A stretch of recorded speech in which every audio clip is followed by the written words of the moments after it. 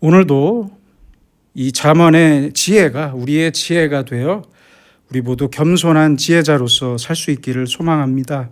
먼저 20절입니다. 지혜 있는 자의 집에는 귀한 보배와 기름이 있으나 미련한 자는 이것을 다 삼켜버리느니라. 그렇습니다. 지혜로운 자는 보배를 보배로 여길 줄 압니다. 보배 중에 가장 큰 보배는 바로 지혜이고, 지혜로운 자는 이 지혜를 보배로 알고 저축도 하고 예비하는데, 미련한 자는 지혜가 보배인 줄 몰라서 다 버려버리고 맙니다. 그래서 지혜로운 사람은 지혜와 기도와 말씀으로 내일을 준비합니다. 여름에는 겨울을 준비하고 겨울에는 여름을 준비하는 것 같이 자신의 내일과 미래를 위해 준비된 사람, 이 사람이 바로 지혜로운 사람이라는 말씀입니다. 다음 23절입니다. 입과 혀를 지키는 자는 자기의 영혼을 환난에서 보전하느니라. 세번역 성경으로 제가 다시 읽어드리겠습니다. 입과 혀를 지킬 수 있는 사람은 역경 속에서도 자기의 목숨을 지킬 수 있다. 입과 혀를 지킨다는 것, 특별히 역경 속에서 자기의 입과 혀를 지킨다는 것은 아주 대단히 어려운 일입니다. 어찌 보면 우리는 모두 말할 때 실수가 있는데, 야고보서 3장 2절에 보시면 말에 실수가 없는 자라면 온전한 사람이다, 이렇게 말씀하셨어요. 지난 일에 대해서 후회가 없는 사람은 없을 것입니다. 그 중에 가장 많이 후회스러운 일은 무엇이겠습니까? 바로 내가 했던 말입니다. 내가 왜 그런 말을 했을까? 그 말은 하지 말았어야 했는데, 할 필요가 없었는데, 이런 후회가 누구에게나 있습니다. 그래서 자기 입과 혀를 지키며 사는 사람, 해야 될 말은 하고 하지 말아야 할 말은 하지 않는 사람, 그 어떤 경우에도 돌아서서 후회할 말을 하지 않는 사람, 이렇게 자기의 혀를 지킬 수 있는 사람은 환난과 역경에서도 자기의 생명을 지킬 수 있습니다. 가장 능력 있는 사람이 됩니다. 또 가장 지혜로운 사람이라는 말씀입니다. 사람들은 나의 재산이나 내 지위나 명예를 지키기 위해 몸부림을 칩니다. 그러나 그 짧은 자기의 한치 혀, 그 작은 입술은 잘 지키질 못합니다. 그래서 자기의 입과 자기의 혀를 지키는 사람은 지혜로운 사람이라는 귀한 말씀입니다. 개인적인 말씀이라 죄송하지만 저에게는 절대 아직까지 잊혀지지 않는 기억이 하나 있습니다. 제가 젊었을 때 누가 결혼식을 해서 갔어요. 근데 점심이 뷔페가 나오더라고요. 그래서 배가 고파서 한참 급하게 또 맛있게 먹고 있는 저에게 한 선배가 저한테 이런 말을 하더라고요. 너는 어릴 때 없이 살아서 그렇게 처먹냐? 제가 좀 많이 먹었거든요. 젊었을 때는 훨씬 더 많이 먹었거든요. 그 말을 들으니까 정말 속에서 짜증이 나더라고요. 짜증. 그런데 그냥 좋은 날이니까 웃어 넘기고 더 열심히 먹었습니다. 몇 접시 더 먹었습니다. 여러분, 우리는 하나님의 지혜로서 먼저 내 생각과 마음을 지키고 내 입술을 지켜야 합니다. 생각 없이 말부터 하고 뒤에 가서 사과하고 후회해야 하는 일을 거듭하는 것은 정말 너무 어리석은 일입니다. 적어도 이제는 생각나는 대로 말하지 말고, 느끼는 대로 말하지 말고, 반사적으로 말하지 말고, 먼저 깊이 생각하면서 내가 이 말을 하면 그 다음엔 어떻게 될까? 그 결과를 생각하면서 지혜롭게 말해야 합니다. 제가 어떤 책에서 본 글입니다. 굉장히 임팩트가 있는 글입니다. 우리는 한마디의 말이라도 유언하는 것처럼 말해야 한다. 여러분, 세상을 떠나면서 마지막 유언을 남길 때 그 사람이 얼마나 많은 생각을 하겠습니까? 내 인생의 마지막 한마디의 말을 할 때 아니 생각 없이 아무 말이나 할 수는 없잖아요. 이렇듯 우리는 무슨 말을 하든지 때와 장소를 먼저 생각하고 내 말을 들을 그 대상과 결과를 다 생각하면서 지혜롭게 말을 해야 합니다. 내 입과 혀를 지켜야 합니다. 그래서 입과 혀를 지키는 사람은 환난과 역경 속에서 자기 생명을 지킬 수 있습니다. 얼마나 귀한 말씀입니까? 다음 24절에도 보면 무례하고 교만한 자를 이름하여 망령된 자라 하나니 이는 넘치는 교만으로 행함이니라.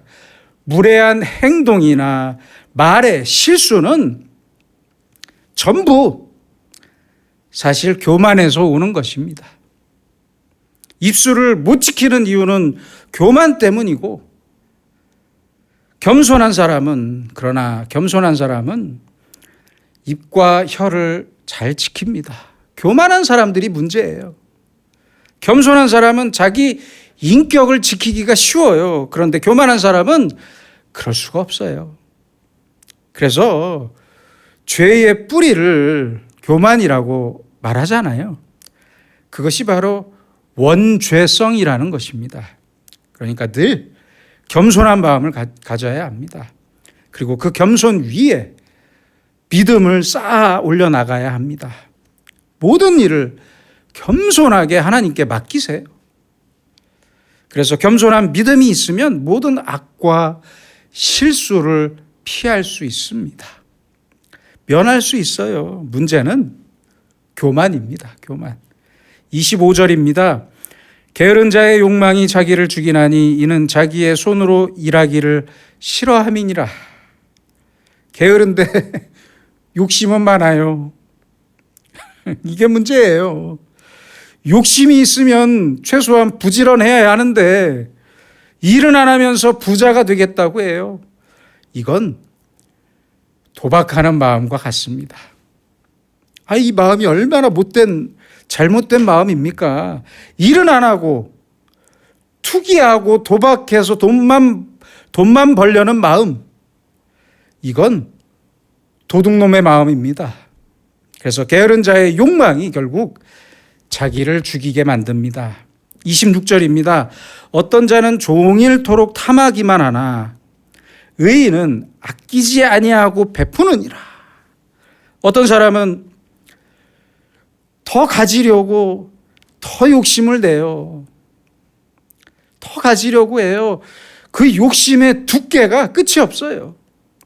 그러나 의인은 아끼지 않고 베풀면서 삽니다. 베푸는 마음, 남에게 거저주는 마음, 이 마음이 없으면 절대 그리스도인이라고 할 수 없습니다. 마태복음 22장 37절에서 예수님께서는 두 개의 새 계명을 주셨습니다. 첫째는 하나님을 사랑하라. 둘째는 이웃을 내 자신같이 사랑하라. 하나님을 사랑하고 이웃을 내 몸같이 내 자신같이 사랑하라는 이 예수님의 말씀, 그 새로운 계명은 바로 베푸는 마음이 있어야만 가능합니다. 베푸는 마음이 없으면 베푸는 마음 없이 어떻게 이웃을 내 몸같이 사랑하겠습니까? 그럴 수 없어요. 그래서 나 중심적으로 사는 것이 아니라 상대방의 필요 중심적으로 살아야 합니다. 성령 받은 초대교회 사람들을 한번 생각해 봅시다. 사도행전 4장 35절에 보시면 사도들의 발 앞에 두매 그들이 각 사람의 필요를 따라 나누어 줌이라. 필요. 이것은 두 가지의 의미가 있습니다. 먼저는 저 사람이 무엇이 필요한지를 먼저 보았음을 의미하는 것이고요. 둘째는 저 사람의 필요한 것이 나에게 있음을 보았다는 의미입니다.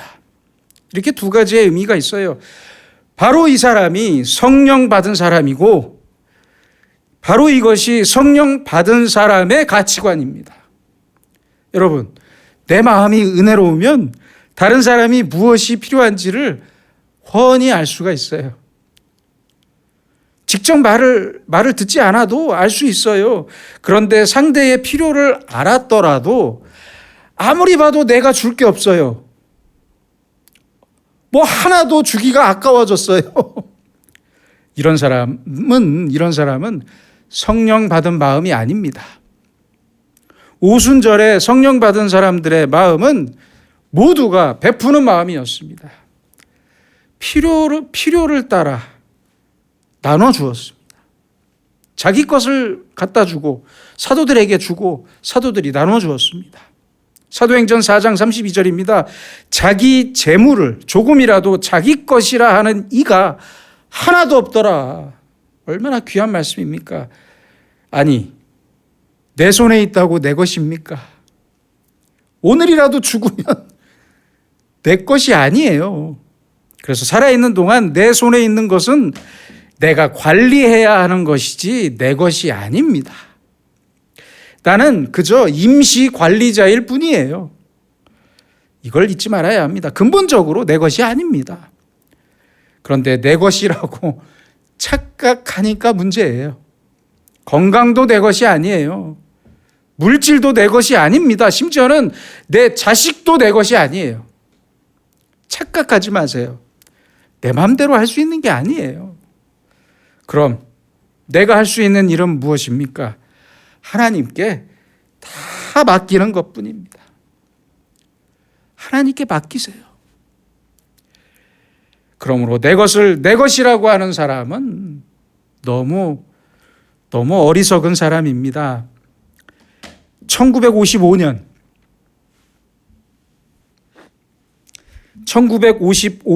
미국의 조너스 소크 박사는 소아마비 백신을 개발했습니다. 그리고 발표했습니다. 당시에는 이 소아마비가 전 세계적인 문제였고요. 특히 미국에서 큰 문제였습니다. 심각한 문제였어요. 1952년에만 미국 내에서 5만 8천 건의 소아마비가 보고되었는데 여러분들 아시잖아요. 미국 대통령인 루즈벨트도 소아마비였어요. 조너스 소크 박사는 수많은 제약회사에서 특허를 양도하라는 제안을 받았지만 전부 거부했습니다. 그리고 소아마비 백신을 무료로 풀었어요. 만약 제약회사에 특허를 양도하고 로열티 계약을 했다면 지금까지 그가 벌었을 돈이 얼마일 것 같습니까? 약 70억 달러. 우리 돈으로 9조 7천억입니다. 9조 7천억 원. 거의 10조죠. 그는 TV 인터뷰에서 소아마비 백신의 특허권자는 누구입니까? 라고 묻는 질문에 모든 사람이 특허의 주인입니다. 저 태양에도 특허를 낼 수 있습니까? 태양에도 특허를 낼 건가요? 이렇게 유명한 말과 함께 소아마비 백신을 인류에게 무료로 주었습니다. 불교 경전인 빨리 경전에는 이런 글이 있습니다. 한번 들어보시기 바랍니다.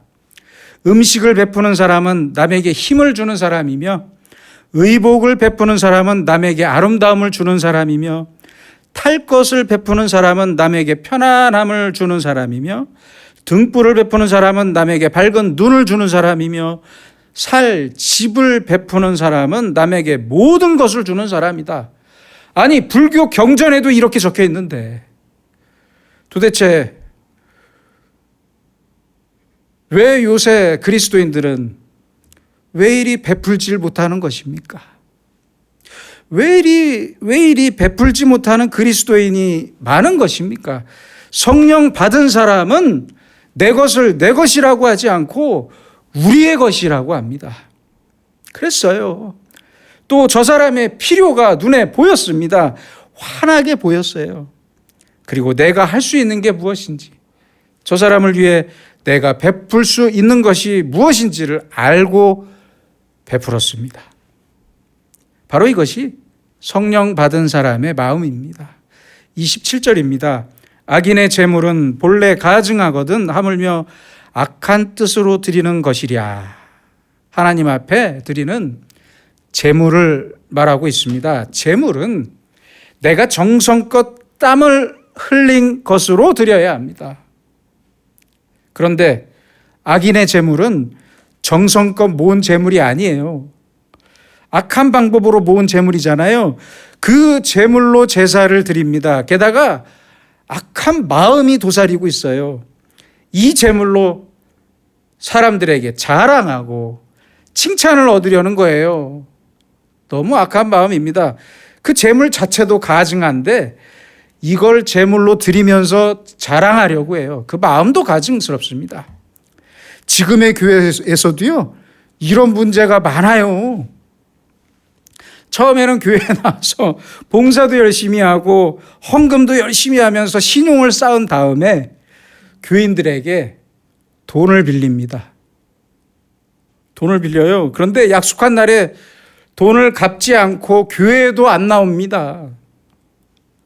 나중에 보니까 다른 교회에 가서 똑같은 일을 하고 있어요. 또 돈을 빌리고 있어요. 또는 이런 일도 있어요. 교회에서 누가 자기에게 돈을 빌려달라고 해서 목사님에게 조용히 물어봅니다. 목사님, 저 사람에게 돈을 빌려줘도 될까요? 그러자 목사님이 아이고 저 사람은 믿음도 좋고 헌금도 많이 하는 분입니다. 이러면서 목사님이 말로 보증을 섰어요. 그렇게 돈을 빌려줬는데 또 교회에 안 나옵니다. 아니 여러분, 이러면 교회가 어떻게 되겠습니까? 실제 있었던 일들이에요. 전부 다 실화예요. 저는 이 자리를 통해서 여러분들께 분명히 말씀드리겠습니다. 교회 안에서는 그 누구에게도 돈을 빌리지도 말고 빌려주지도 마세요. 돈의 디귿자도 꺼내지 마세요. 부탁입니다. 내가 아무리 어려워도 교회의 교인이나 목사에게 돈 얘기하는 거 아닙니다. 교회는 필요한 사람에게 내가 가진 것을 주고 나누고 베푸는 곳이지 내가 무엇이 필요하다고 청구하는 곳이 아닙니다. 보세요. 이렇게 악한 목적으로 제사를 드려요. 제물을 드려요. 뭐 선한 일을 한대요. 이것은 목적이 하나님께 있는 게 아니고 자기 자신에게 있습니다. 그래서 악한 목적이에요. 악한 일이에요. 악한 목적으로 그 제물을 악한 목적으로 드린다는 거예요. 그러니 하나님 보시기에 그 제물이 얼마나 가증스럽고 악하냐는 말씀입니다. 하나님은 언제나 우리의 깊은 중심을 다 보고 계십니다. 30절입니다. 지혜로도 못하고 명철로도 못하고 모략으로도 여호와를 당하지 못하느니라. 얼마나 옳은 말씀입니까? 우리는 늘 무슨 일을 당하든지 먼저 하나님의 전능하심을 인정해야 합니다. 깨끗이 인정해야 해요.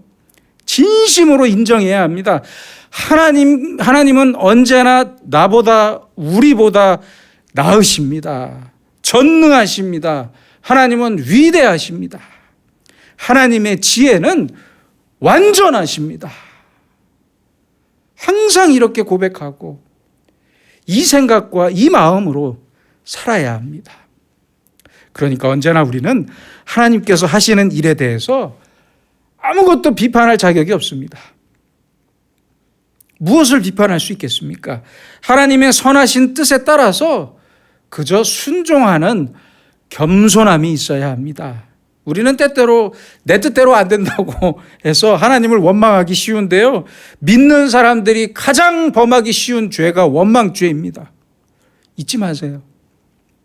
내가 아무리 잘 계획한 일이라도 결과는 하나님 손에 있고 하나님의 지혜에 달려있다는 사실을 절대 잊지 마세요. 하나님이 하시는 일은 전부 옳고 그 속에 엄청난 사랑과 능력이 담겨 있음을 확실히 믿고 고백하며 살아야 한다는 말씀입니다. 마지막 31절입니다. 싸울날을 위하여 마병을 예비하거니와 이김은 여호와께 있느니라. 사무엘상 17장에 보면 여러분들 잘 아시는 다윗과 골리앗이 나옵니다. 골리앗이 전쟁을 하러 왔는데 아니 어린 다윗이 나오는 것을 보고 황당해서 골리앗이 말합니다.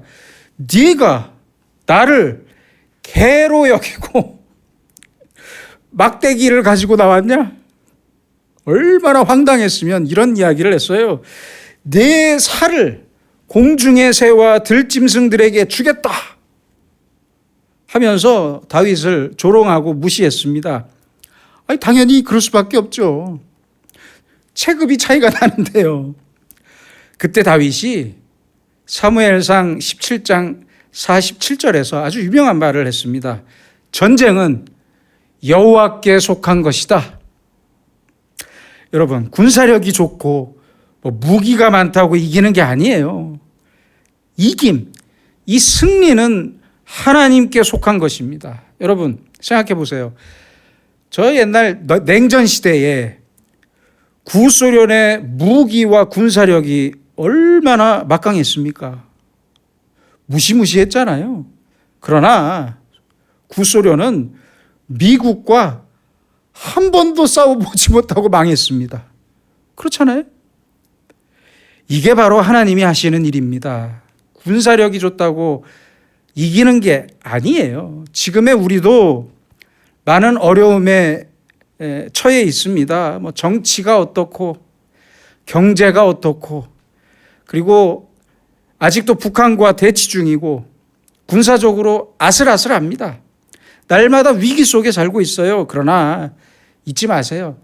전쟁은 하나님께 속한 것입니다. 이김은 여호와의 것입니다. 승리는 하나님께만 있습니다. 시편 147편 10절입니다. 여호와는 말의 힘이 세다 하여 기뻐하지 아니하시며 사람의 다리가 억세다 하여 기뻐하지 아니하시고. 하나님은 힘센 말과 억센 사람의 다리가 잘못된 것이 아니라 잘못된 것이라서 기뻐하는 것이 아니라 기뻐하지 않으시는 것이 아니라 죄송합니다. 저도 헷갈리네요. 아무튼 하나님은 힘센 말과 억센 사람의 다리가 잘못된 것이라 기뻐하지 않으시는 것이 아니라 힘센 말과 억센 다리만 의지하는 사람들의 마음을 기뻐하지 않으시는 것입니다. 그래서 시편 20편 7절입니다. 어떤 사람은 병거, 어떤 사람은 말을 의지하나 우리는 여호와 우리 하나님의 이름을 자랑하리로다. 오늘의 우리는 무엇을 의지하고 누구를 자랑하고 있습니까? 누구를 자랑해야 합니까? 내가 가진 돈이나 내 건강이나 내 지식을 의지하거나 자랑하지 맙시다. 오늘 말씀을 보세요. 이김은 여호와께 있느니라. 나에게 승리를 주시고 구원을 주실 분은 오직 하나님뿐입니다. 하나님뿐이에요. 이 사실을 날마다 겸손히 인정하면서 하나님만을 의지하고 하나님만을 기뻐하고 자랑하는 우리가 되길 소망합니다. 기도하겠습니다. 거룩하신 아버지 하나님, 우리로 하여금 주님의 말씀과 지혜를 내 인생의 가장 귀한 보배로 믿고 기도로서 인생의 겨울을 준비하는 사람으로 살게 하여 주시옵소서. 그래서 주님의 지혜로 내 생각과 마음과 입과 혀를 지키며 살게 하시고 주님의 말씀을 따라 겸손한 자로 살게 하옵소서. 또한 언제나 부지런히 일하며 주님께서 주신 물질에 만족하면서 못 가진 사람의 필요를 볼 수 있는 눈과 나에게 있는 것을 베풀 수 있는 손을 갖고 살게 하옵소서. 그 베풀 줄 아는 마음으로 전능하신 주님을 확실히 믿고 살면서 주님께 내 생명도 아깝지 않은 예배자로 살게 하시고 나의 승리자요 구원자이신 주님을 찬송하면서 구원의 기쁨과 행복과 소망으로 살아가는 우리의 인생이 되게 하여 주시옵소서. 예수님의 이름으로 기도드립니다. 아멘.